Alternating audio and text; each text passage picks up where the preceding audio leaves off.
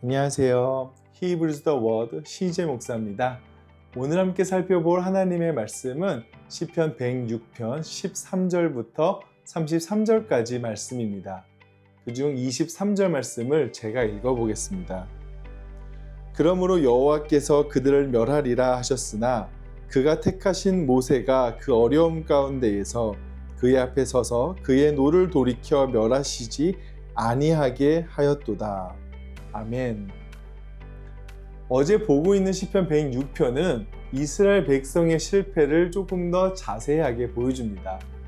어제 106편 12절에서는 분명 이에 그들이 그의 말씀을 믿고 그를 찬양하는 노래를 불렀도다 이렇게 끝났는데 오늘 말씀의 시작은 바로 그러나로 시작됩니다. 그리고 오늘 전반적인 내용이 이스라엘의 불순종, 실패에 대해서 다루고 있죠. 시편 106편을 포로기적 상황에서 읽다 보면 이 공동체는 우리가 왜 이렇게 되었을까를 묻고 있는 것처럼 보입니다. 나라를 잃었고 성전은 무너졌고 하나님 나라 공동체가 완전히 흩어져 버린 상태인 거죠. 시편 기자는 이 질문에 답하기 위해 오늘 광야의 이야기를 꺼내듭니다. 그리고 광야에서 실패한 그들의 모습은 포로기에 놓인 이스라엘뿐만 아니라 오늘날 우리의 모습이 어떤지도 되돌아보게 하죠. 그런 의미에서 그들의 실패의 거울 앞에서 우리 자신을 한번 돌아보는 시간이 되기를 소망합니다. 첫 번째 거울은 15절 말씀입니다. 그러므로 여호와께서는 그들이 요구한 것을 그들에게 주셨을지라도 그들의 영혼은 쇠약하게 하셨도다. 이스라엘은 광야에서 하나님께 고기를 달라고 울부짖었습니다. 그때에 하나님께서는 메추라기를 보내주셨죠. 그들은 원하는 것을 받았습니다. 그런데 오늘 시인은 그 장면을 떠올리며 이렇게 얘기하죠.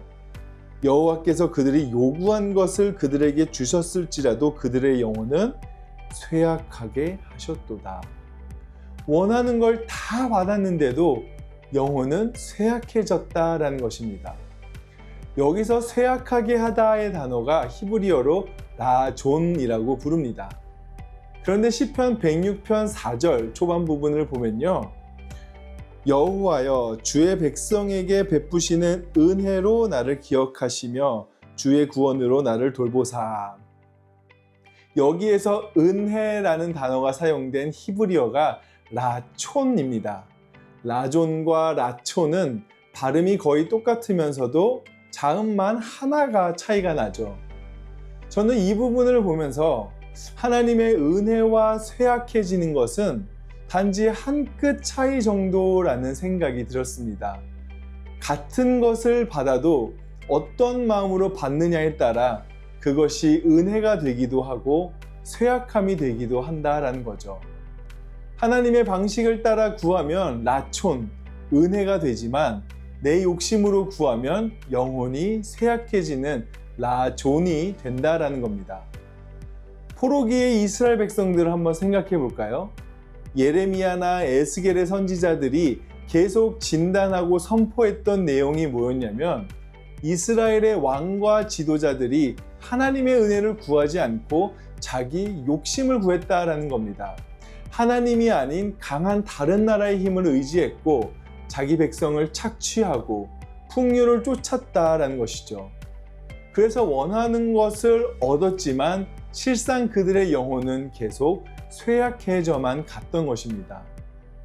그런데 오늘날 우리의 모습도 마찬가지입니다. 우리를 재미있게 하고 만족감을 주는 것들은 세상에 너무나도 많죠. 그런데 세상에서는 그 만족감이 우리의 갈급함이라는 탱크를 완전히 채우지를 못합니다. 계속해서 더 큰 것, 더 큰 만족감을 갈급해야 한다라는 거죠. 마치 도파민에 중독이 된 것처럼 말입니다. 하지만 우리가 하나님의 은혜인 라촌으로 그것을 채우지 않는다면 우리는 계속해서 라존, 영혼이 쇠약해진다라는 것을 말씀이 보여주고 있는 것입니다. 두 번째 거울은 19절부터 22절까지의 내용인데요. 그중 20절을 제가 읽어보겠습니다. 자기 영광을 풀먹는 소의 형상으로 바꾸었도다. 여기서 바꾸었다라는 표현은 물건을 거래할 때 사용하는 단어입니다. 지금 상황이 모세가 시내산에 올라가 있는 동안 이스라엘이 금송아지 형상을 만든 범죄에 대해서 이야기하고 있는데, 시편 기자는 이것을 두고 가장 어리석은 거래라고 말하고 있는 것이죠. 그 금송아지를 뭐로 바꾸었냐면 자기 영광과 바꾸었다라고 말합니다. 여기서 이 영광은 무겁다라는 표현인데, 하나님의 압도적인 임재, 측량할 수 없는 무거움의 의미가 있다는 것이죠. 그런데 이걸 풀이나 뜯어먹는 소와 바꾸었다라고 볼 수 있는 거죠. 그런데 이런 모습은 광야의 이스라엘의 백성뿐만이 아니었습니다. 구약 내내 예언자들, 선지자들이 고발한 죄가 바로 우상숭배였죠. 예레미야 2장 11절을 제가 읽어보겠습니다. 어느 나라가 그들의 신들을 신 아닌 것과 바꾼 일이 있느냐? 그러나 나의 백성은 그의 영광을 무익한 것과 바꾸었도다. 이스라엘 백성은 금송아지뿐만 아니라 계속해서 하나님 나라의 백성이라는 정체성을 버리고 자꾸만 무익한 것을 쫓은 백성이었습니다. 그러면서 시편 기자는 묻는 거죠. 너희는 과연 지금 누구의 백성인가? 너희의 영광은 무엇이냐? 그 나라를 잃은 자리에서 정체성을 회복하기 위해서 먼저 그들이 무엇과 거래했는지, 무엇과 영광을 바꾸려 했는지 투명하게 볼 수 있어야 한다는 겁니다. 그리고 이것은 오늘날 우리들도 마찬가지죠. 하나님 나라의 백성으로서의 정체성과 바꾸고자 하는 것들이 우리 주변에 너무나도 많기 때문입니다. 그럼 우리의 일상에서 과연 우리는 하나님 나라의 백성으로서의 그 영광을 지키기 위해 하나님이 씌워주신 인자와 긍휼의 왕관을 붙잡고 살고 있는지, 아니면 내 통장에 찍히는 돈 혹은 성과와 성공, 타인의 인정과 바꾸고 있지는 않은지 우리는 생각해 볼 필요가 있다라는 거죠. 또 마지막 거울을 살펴보게 되면요, 24절부터 27절까지의 말씀인데요, 제가 24절과 25절을 읽어보겠습니다. 그들이 그 기쁨의 땅을 멸시하며 그 말씀을 믿지 아니하고 그들의 장막에서 원망하며 여호와의 음성을 듣지 아니하였도다. 어떻게 보면 이스라엘 백성의 가장 어두운 모습을 보여주기도 하는 본문이라는 생각이 드는데요. 하나님께서는 당신의 백성들에게 가장 아름다운 기쁨의 땅을 선물로 주셨는데 그 백성들이 그것을 어떻게 했나요? 멸시했다라고 말합니다. 마치 하나님이 예쁘게 마련한 선물을 쓰레기로 취급했다라는 거죠. 그리고 그 죄의 결과를 27절에서 이렇게 말합니다. 또 그들의 후손을 뭇 백성 중에 엎드러뜨리며 여러 나라로 흩어지게 하리라 하셨도다.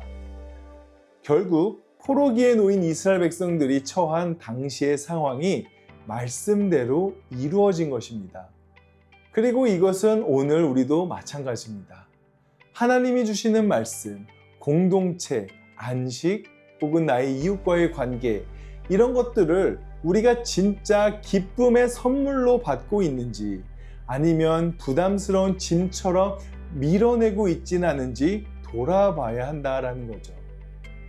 오늘 시편 기자가 보여주는 이스라엘 백성의 실패는 어떻게 보면 점점 더 깊은 어둠으로 가는 것을 볼 수 있습니다.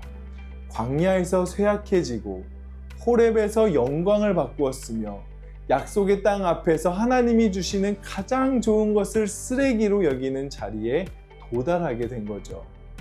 그리고 이러한 새 실패의 거울 앞에 오늘을 살아가는 우리도 자유로울 수 없음을 살펴보았습니다. 그런데 말씀을 보다 보면요, 오늘 본문이 그냥 어두움만으로는 끝나지 않는 것을 보게 됩니다. 그게 23절과 30절에 나오는데요. 제가 두 구절을 각각 읽어보겠습니다. 23절입니다. 그러므로 여호와께서 그들을 멸하리라 하셨으나 그가 택하신 모세가 그 어려움 가운데에서 그의 앞에 서서 그의 노를 돌이켜 멸하시지 아니하게 하였도다. 또 30절 말씀입니다. 그때에 비느하스가 일어서서 중재하니 이에 재앙이 그쳤도다. 각 시대의 백성들이 저지른 큰 죄악 가운데에 하나님께서 그들을 멸하지 않으셨던 이유는 바로 중재자가 있었기 때문입니다. 오늘 우리의 삶 가운데에도 분명 중재자 되시는 예수 그리스도가 계신 줄 믿습니다. 죄와 사망으로 끝나야 할 우리의 죄악이 예수님으로 말미암아 해결이 되고 영원한 생명으로 들어갈 수 있게 된 거죠. 그렇기에 오늘 우리는 이 반역의 거울, 실패의 거울 앞에 정직하게 설 수 있어야 합니다. 원하는 것을 얻었지만 영혼이 쇠약해진 모습, 하나님의 영광을 값싼 우상과 바꾼 모습, 하나님이 주신 기쁨의 땅을 멸시한 모습이 우리 안에도 있지는 않은가 돌아봐야 한다는 거죠. 하지만 그 거울 앞에서 절망으로 끝나서는 안 됩니다. 모세가 하나님 앞에 섰고 비느하스가 일어나 중재했던 것처럼 오늘 우리에게는 참된 중보자이신 예수 그리스도가 계시기 때문입니다. 그런 의미에서 오늘 우리의 죄를 정직하게 보되 그 죄에 무너지지 않고 그리스도 안에서 다시 일어나는 여러분들의 하루가 되시길 예수님의 이름으로 소망합니다. 함께 기도하겠습니다. 사랑과 은혜가 충만하신 하나님 아버지, 오늘 말씀을 통해 새 실패의 거울에 대해서 저희가 살펴보았습니다. 그 거울 앞에 선 우리의 모습도 이스라엘 백성들의 모습과 크게 다르지 않음을 고백합니다. 그럼에도 모세나 비느하스가 가졌던 연약함은 없이 모든 것이 완전히 준비된 모습으로 이 땅 가운데 오신 예수 그리스도를 중재자로 또 삼고 우리가 그 예수 그리스도를 통해 죄가 완전히 해결이 되고 영원한 생명으로 들어감을 고백하고 또 믿기를 원합니다. 저희가 그 예수님으로 말미암아 오늘의 일상 가운데 이제 더 이상 그 실패의 거울 앞에 무너진 모습으로 살지 않고 그 주님을 붙잡으며 은혜를 붙잡으며 은혜를 따라 살아가는 우리 성도님들이 될 수 있도록 주님 함께해 주시고 지켜주시옵소서. 그렇게 오늘 하루 정말 주님께서 주신 은혜대로 지키며 살아가게 하실 줄 믿사오며 감사드리며 예수님 이름으로 기도했습니다. 아멘.